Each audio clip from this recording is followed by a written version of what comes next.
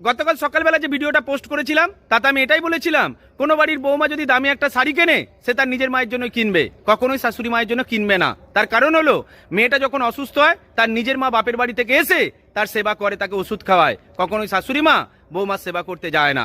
এই ভিডিওটা দেখার পরে ডলি দাস নামে একজন মা আমাকে লিখেছে, বৌমার যদি ইচ্ছেই থাকে নিজের মাকে দামি শাড়ি কিনে দেবে তাহলে নিজে ইনকাম করে কিনে দেওয়া উচিত, বরের টাকায় ফুটানি মারা উচিত নয়। এই কথাটা কিন্তু একেবারেই সত্যি।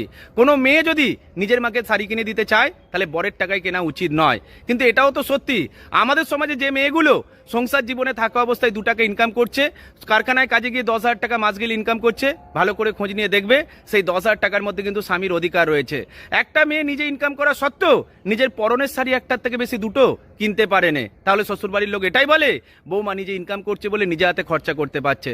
সুতরাং মেয়েরা টাকা ইনকাম করতে জানে কিন্তু নিজের জন্য খরচা করতে পারে না। একটা মেয়ে যেখানে ইনকাম করার পরে নিজের জন্য শাড়ি কিনতে পারে না, সেই টাকায় নিজের মাকে দামি একটা শাড়ি কিনে দেবে, এটা কোনো বাড়ির বৌমার কোনোদিনই সাহস হবে না। এবার আসি বরের টাকায় ফুটানি। তবে এখনকার দিনে কোনো মেয়েই বরের টাকায় ফুটানি মারতে চেষ্টা করে না। দেখবে বেশিরভাগ বিবাহিত মেয়ে এখন চেষ্টা করে যাচ্ছে স্বামীর কাছে থাকা অবস্থায় 2 টাকা ইনকাম করে সংসারের উন্নতি করবে, সে কখনোই বরের টাকায় ফুটানি মারতে চায় না।